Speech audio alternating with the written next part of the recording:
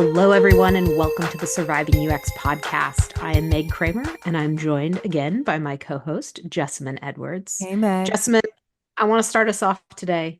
What's the worst thing you've ever done to a computer to damage it? I have spilled a full glass of water on a laptop before, Mhm. and I believe it did kill the laptop. Was it your work laptop or your personal laptop? I think it was a personal laptop. I'm trying to remember. That's why now I always get those keyboard splash guard things, those little Mm. plastic liners to sit on Hmm. top of the keys. It was either water or coffee, but it went on the keyboard, and I believe it did damage the computer. I'm trying to remember if the computer died. This was a very long time ago, but it has not stopped me from having like 3 to 4 drinks on my desk near my laptop at all times. So I've learned nothing. What about you? Yes. Similar. So, I don't think I've ever told this story on the podcast before, but I was reminded as I was pulling out my personal computer this morning, is that I have to wait probably a good 10 minutes before half of my keyboard starts working. Oh no. And the reason for that is because about probably 7 years ago, I spilled the most delicious thing in the world on my computer, which is a strawberry margarita from Oh. Chili's.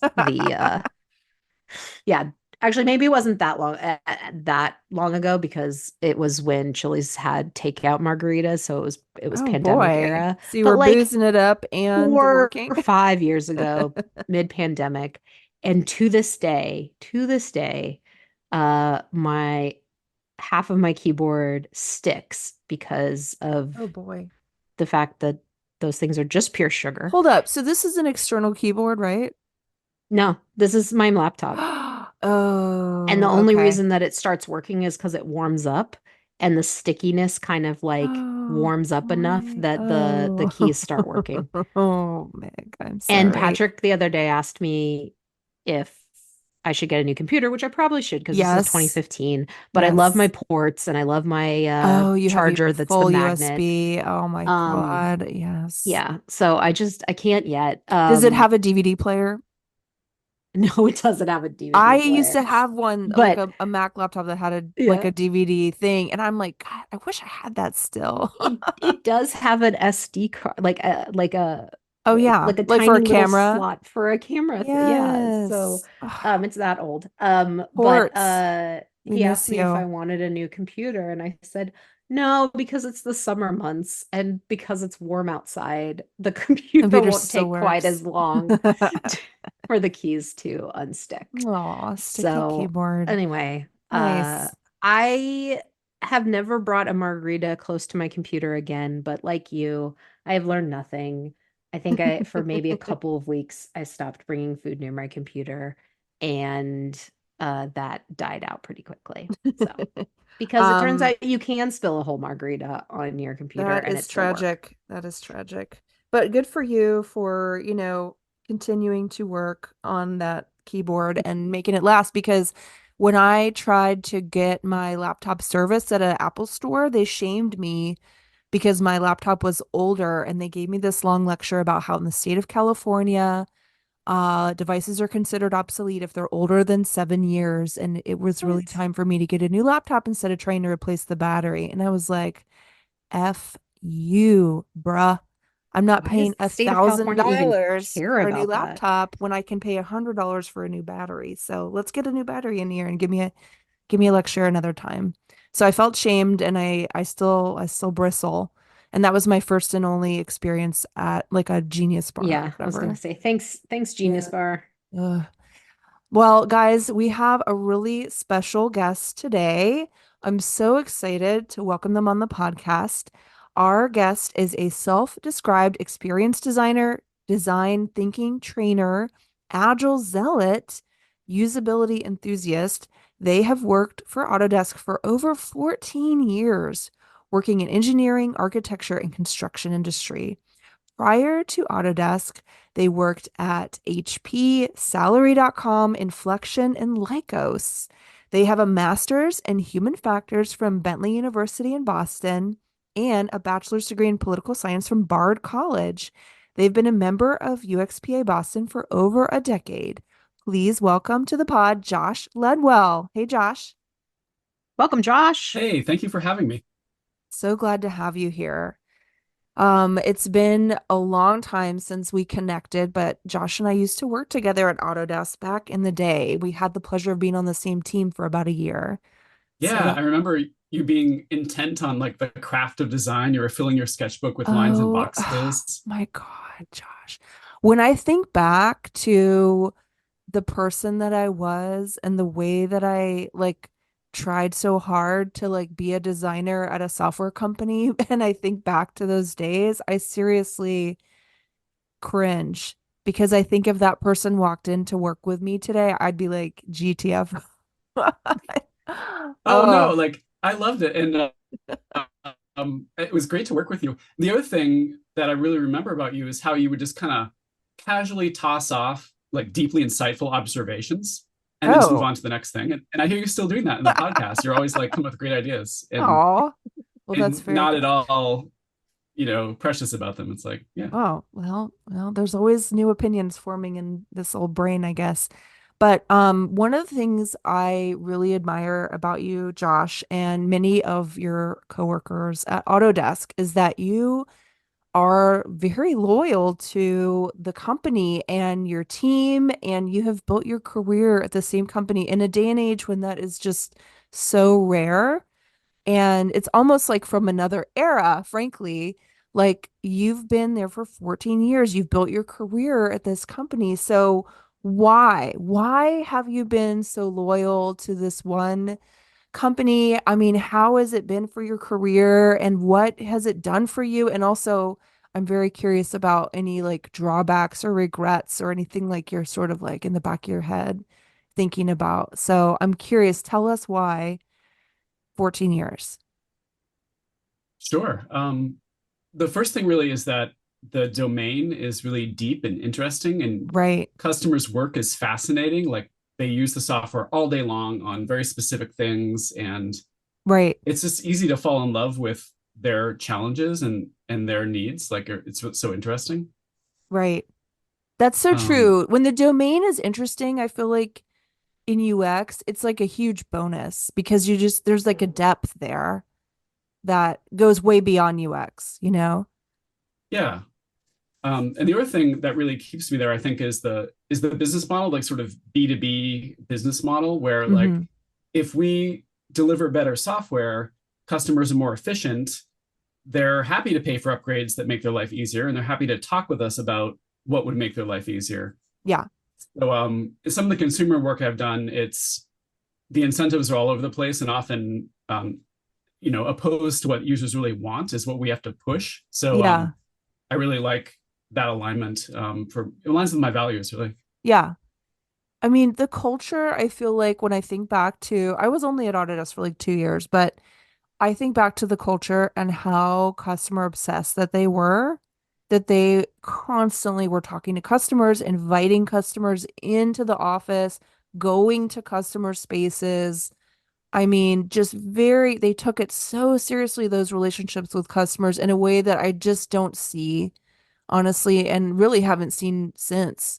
I feel like it's truly unique and special, you know? I miss it. Yeah. Yeah. Yeah, maybe. Some of the drawbacks, I guess, when you stay in one place for a long time, there's just going to be less kind of upward mobility. Like I've seen Hmm. of the my cohort when I went to graduate school, most of them have been promoted past my level. Coworkers that have left the company have been promoted past my level, and it's kind of Yeah. like, well, you know, Yeah, yeah. I definitely that resonates with me.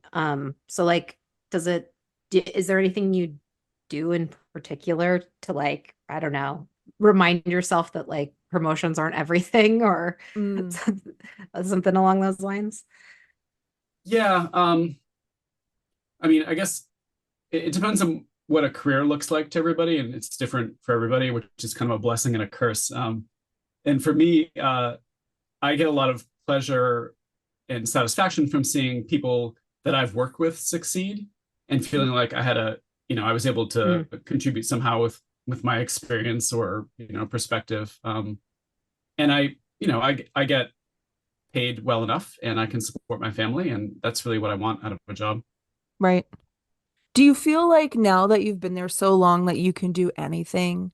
Like you've got a sense of like there's nothing to fear anymore. I've been here a long time. I literally can do anything I feel like needs doing to make this work successful.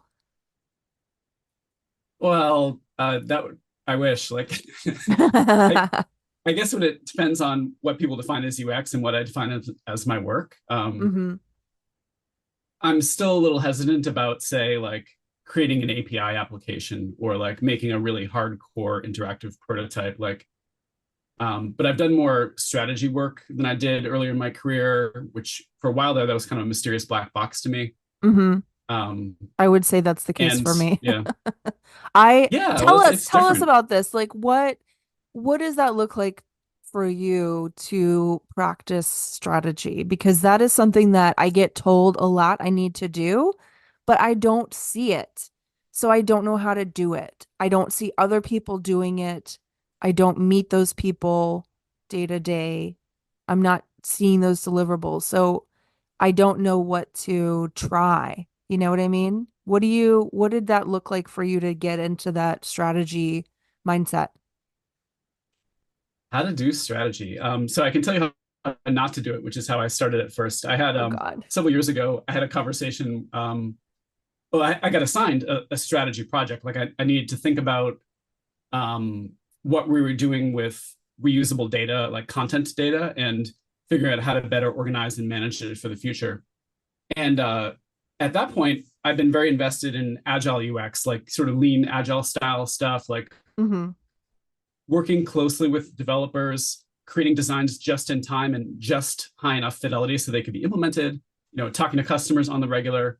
And Mm-hmm. this was a big shift for me.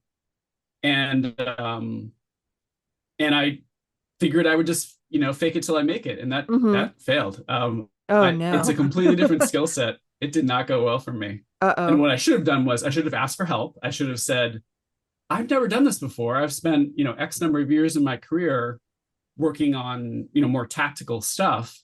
Right.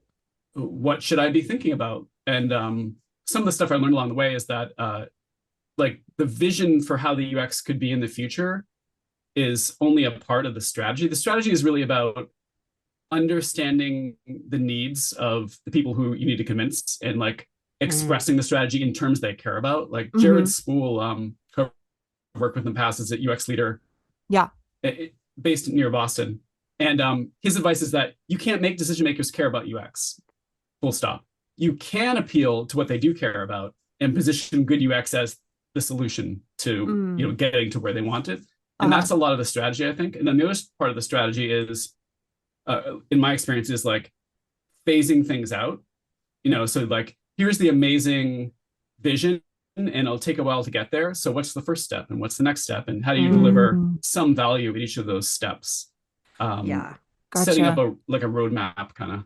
Oh. that is an important skill. I see the need for that for sure because these grand, big ideas take a lot of time to get out there. And if you are going to wait until the end, it's going to be like 2030 before you have anything in customers' hands. Mm-hmm. Meg, are you Yeah. strategic? You feel like you're a strategic person, thinker? I'm not, that's not my job. And I think like what Josh you're talking about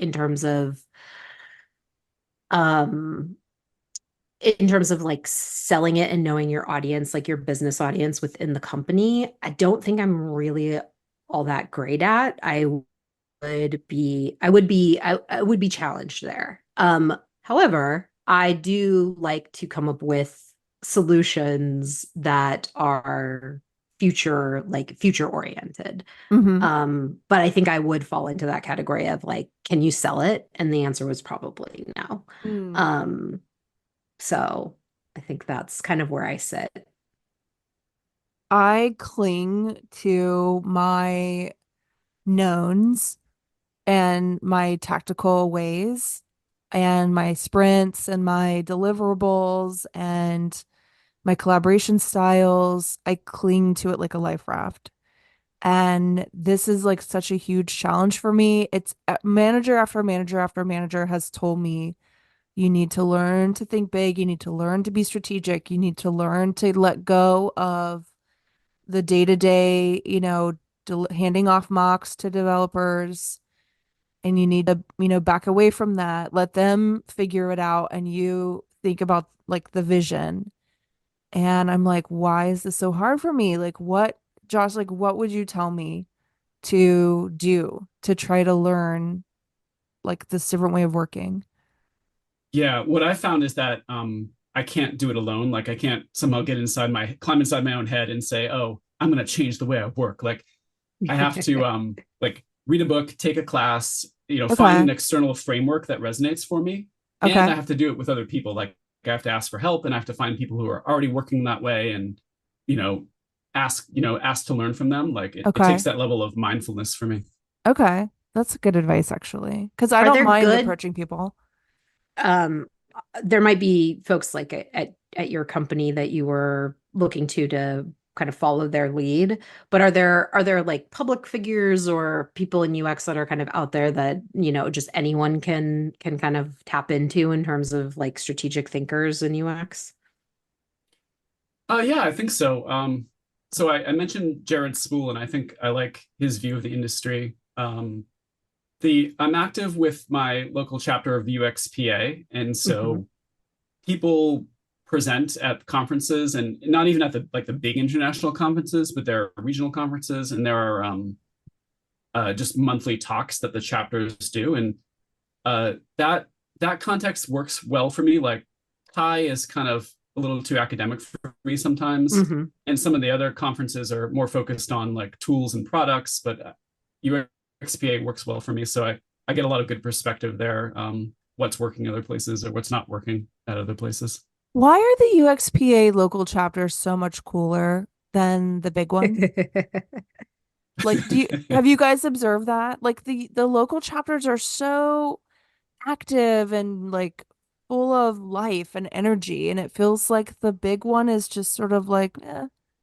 Yeah, I don't know why that is. I guess, yeah, I agree. Like I've never actually, well, I've only been to the international once when it was local and when it was in Boston. Yeah. And yeah, not quite the same for me, not quite the same energy. No, yeah, very different. Um, so one of the things you talked about was like seeing other people that you work with like succeed.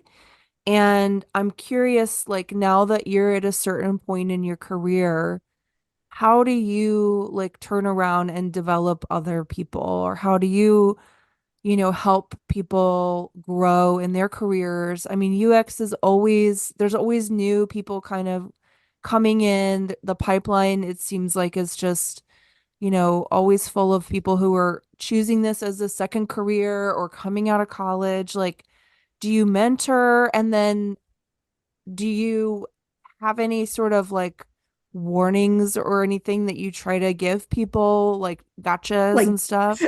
Like, do you mean like don't come into the profession, don't Jessamine? Is join that? if, yeah, you think it's Oh. gonna be like this. What's your take on that? Yeah, a lot of stuff there. So I coach rather than mentor. So mentoring for me implies like, hey, I'm your I'm your big sibling. Like you're gonna do things the way I do because I'm so awesome. That's the way I Mm. say it, at least. And so what I'll do is I'll if somebody asks me for advice on something, I'll say, let me know what specifically is challenging you, and I'll help you with that. And you can take my advice or leave it. It's just this is just my viewpoint. So Yeah, I don't get too emotionally invested that way. It doesn't become open ended. yeah, Somebody says like, "Hey, could you look at my portfolio and help me condense it?" Something like that is very, doable, and uh-huh. that's a good way to work. I I volunteer, so I will volunteer my time to create space for new coworkers in particular. So offer to facilitate if they're sometimes they'll see somebody who is we've got this big decision, people internally don't agree. I'm working on this workshop. It's going to be great. And it's like, well, do you want some help with that so you can participate and not just facilitate other people's talking, Oh, that's um, awesome. take notes, stuff like that. That's And then I nice. also try to like be a conscious cheerleader because people need reminders about how good they are, and Aw. the work kind of grinds us down. Yeah. I love that. Oh. Um, do you see any trends right now in UX that are troubling to you? Definitely, yeah. So I was all in earlier in my career on agile UX, meaning that I wasn't going to write specs anymore. I didn't have to like carefully document every little thing. It's like we'll build it and then we have space to iterate and get it right. And Yeah. lately I've seen the industry as a whole has kind of like moved away from that again, but not quite all the way back to waterfall. Now we're doing waterfall with no specs, which is not great. We don't have the habit, like at least in my experience, like we don't have the habit of making these careful specs anymore. And so now we're just like, I feel like I'm often on the back foot, like trying to get things done to the level I want them to be done. Right. And you don't have and you're and they've also taken away the time to like iterate and go back and try to get it right. Yeah, there's just not just the time even, but the sort of scope or space to do it, I guess, because now the work I'm doing, there's a lot more dependencies there used to be on other internal teams or like uh code like design standards from outside or uh this new quality initiative for like SOC 2 or whatever, like, and all these things are fighting for space, and Mm-hmm. it's I find it harder and harder sometimes to carve out the the set of like features and capabilities that customers really want that they consider a full workflow. Yeah, there are a lot of things that we are challenged by in terms of putting into the products that are around compliance. Yeah, exactly. And I mean, I guess that is what customers want, but like it's not really what they're going to tell us they want. Like Do you Well, they cons want that plus everything else that we've already been telling them they can deliver. Like that's like table stakes. That's just like right. just enough to make it a thing they can consider, but it doesn't really make anybody excited or pleased to be delivered it. do you can still consider yourself like an agile zealot? I mean, since you feel like that trend is maybe fading. Um, I have thought about taking that off my LinkedIn, yeah.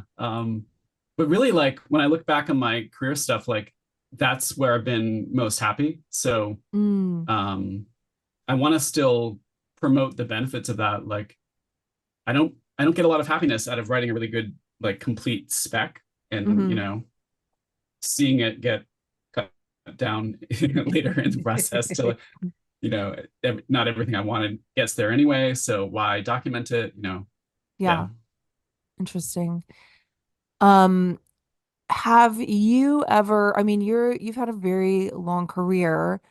I mean, have you had any career lows or regrets or anything like that when you look back? Oh yeah. I mean, the strategy, my strategy issues came to mind where I looking back, I regretted not like taking that situation more seriously and recognizing it was a completely different type of work that needed a completely different approach in health. Right. Um, so we did so peak pandemic times, everybody's working from home. Yeah. That was great for me. Like that's like in a lot of ways, I'm really happy to be working that way and continue to mostly work from home. Nice. But I started feeling like people forgot I existed. Like Mm.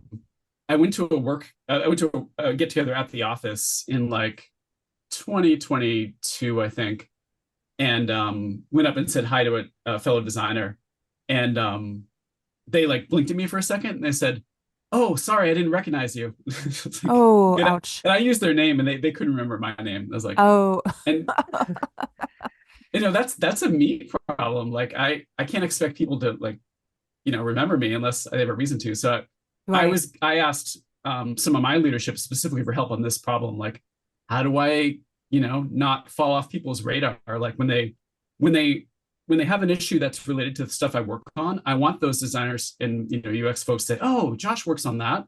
Yeah. Oh, Let's talk yeah, about yeah. that." Right. And so I was Instead of like coached. reinventing the wheel or like, you know, doing more work on something that problems you've already solved. Yeah. And I would learn from that, and maybe they would learn from that. So I was coached on what my director called amplification, the idea that you talk about your work mostly on Slack. Like we do a lot of our non-in-person communication on Slack, but like it could be in various ways. And you can do it on LinkedIn too, if it's not company confidential, but just talking about what you do and throwing it out there and telling people why it's cool, like not like expecting they will just look at what you're doing and say, "Oh, I understand." Like, no, like this is great because X, Y, Z. And I feel like a jerk doing that, but that's what people do. And like, that's really what I want people to do for me too, is like, why should I pay attention to this? Tell me why this is cool and important. So I need to do it for others. When you said amplification, I was thinking of the technique where you like echo and support people's ideas. Have you heard that version of amplification? Yeah. I totally, Justin. That totally resonates with me. I've definitely heard that before. I was thinking about that because I did that yesterday with a coworker who like came up with some good ideas. I was like, I think she kind of said it all. I like her ideas. So it's like +1 to that. Let's just do that. So I am curious about, UXPA Boston is, like a really strong UX group and has had their own conference for years, which is very well attended. Yeah. It's weird that or not weird, but like that is one of the UXPAs that I know. And perhaps partially because I used to work for a company that was headquartered in Boston, but like it definitely is one of the more well-known ones in my opinion. I think of Boston as like one of the biggest brains in the US. Like it's just full of colleges, it's full of companies, it's full of smarties. So that probably is why that chapter is so vibrant. But I am curious if you have anything you have thought about or reacted to with like the UXPA controversy that happened. Maybe it's been a couple months now, but long story short, they had given out like a lifetime achievement award to somebody and then they rescinded it after some videos surfaced of them giving a lecture and they said some pretty untoward things. And then people kind of came out and denounced this person and their views and then also denounced UXPA for giving out an award to somebody like that. And then they also criticized UXPA for then not owning their mistake. So, given all that happened, like, what are your thoughts on that? Yeah. I know many of the UXPA Boston leaders, like current and past, and I was proud to see that they were supporting demands for more transparency, more safety in work context, even if it happens outside of the office. Yeah. And inclusivity and respect. This is really sexual harassment. And I think when you think about, so there's habits of thought that I have and maybe other people have too. It's like, you give people the benefit of the doubt and checking in with close friends for advice. And sometimes those don't serve us well in every area. And so you shouldn't, when there's a report of sexual harassment, you don't give the harasser the benefit of the doubt. Like, oh yeah, you have to realize the whole context of that, where women are, consistently the target of those behaviors and not believe. Like, and so your default instead has to be to listen to the target and listen to women and believe them. And you need to be super upfront about this is a different situation than everyday work, and this is how we're going to treat it differently. Yeah, I guess those are my thoughts about that. Yeah. What about you, Meg? What was your response when you read about all that? I think the thing that really gets me about situations either like this or other situations is that piece of like owning up to your mistake. And I guess I don't understand why there isn't more of that, more kind of like humility or like, hey, we made a mistake. And I know companies, organizations off like will do that, and maybe it seems like disingenuous or too little too late, and so why do it? But I just feel like I would have a better relationship with um these entities, whatever they are, if there was a little bit of uh remorse, or hey, we're gonna think about doing things differently, Differently. instead Like of this kind of, means something. Yeah, yeah, we're gonna learn something here. right. And yeah, I feel like this happens over and over again, and not not this exact situation, but the idea that mistakes were made, and a kind of like, well, we're just, let's just like forge ahead because we have to forge ahead. Mm-hmm. And there is yeah, there's a little bit of me that is kind of like disappointed every time Yeah, that kind of thing happens. What about you, right. Jessamine? So I had kind of a mixed reaction because when they gave the award, I was like, who's this guy? I'd never heard of him before. And I was like, okay. And then I watched the video of his lecture where he was putting up pictures of women and saying this woman will never like rise to the top of a company because of the way she's dressed. And I was like, ouch, like that's pretty crazy for somebody to be kind of saying that in like a public, Yeah, and not space. like in the 1960s. Right. And then seeing people agree with him online. And then when you kind of read his Twitter, he said some stuff like, "Can you believe they're taking away this award from me because I said tits?"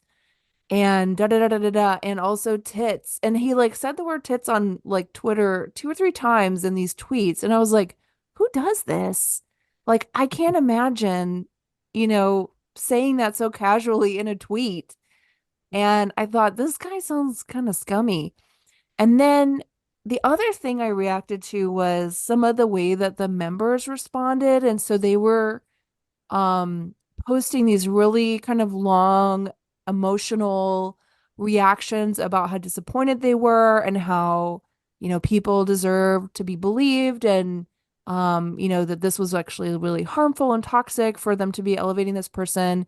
And they posted, this is where I felt like it kind of went beyond the pale for me a little bit, was they had posted some messages, some chats of the UXPA leadership reaching out to them to try to speak to them, and Mhm. them getting angry in response and them sort of fighting back and forth over private message.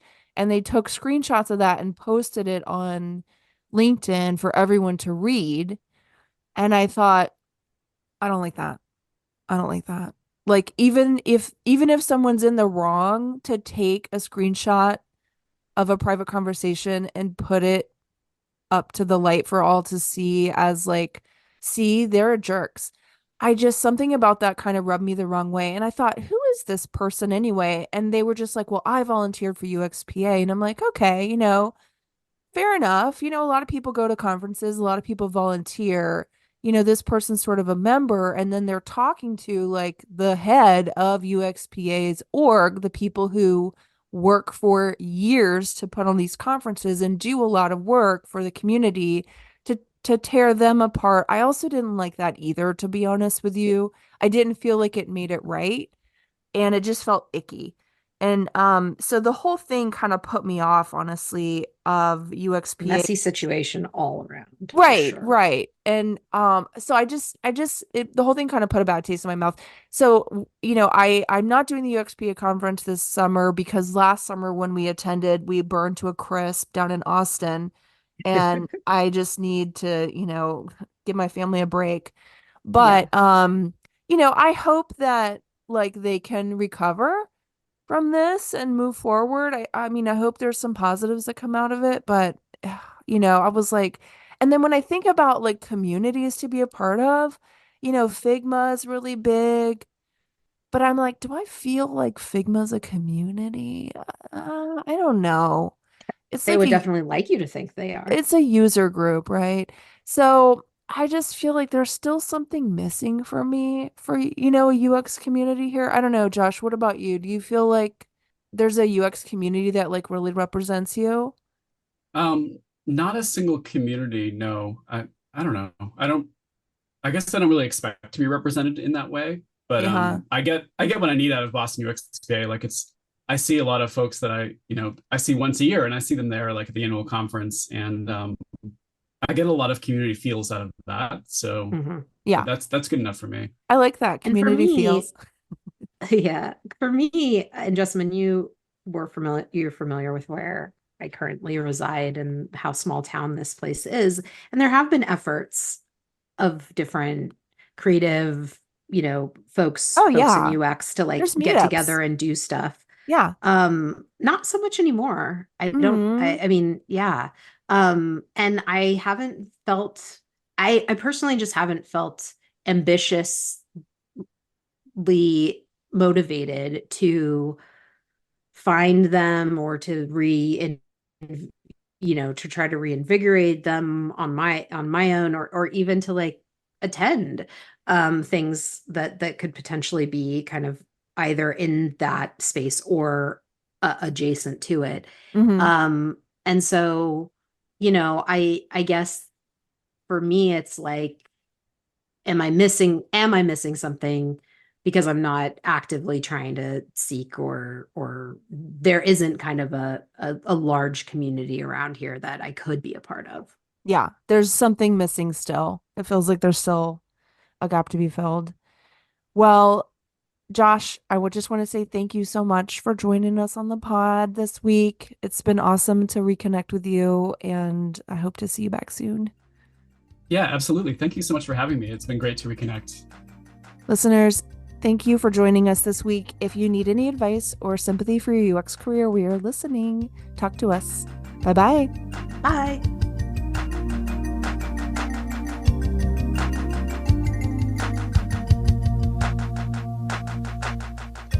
Surviving UX is hosted and edited by Jessamine Edwards and Meg Kramer.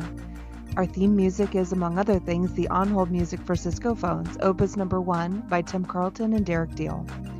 If you spill a summer beverage on your laptop today, just remember to lay it out in the sun.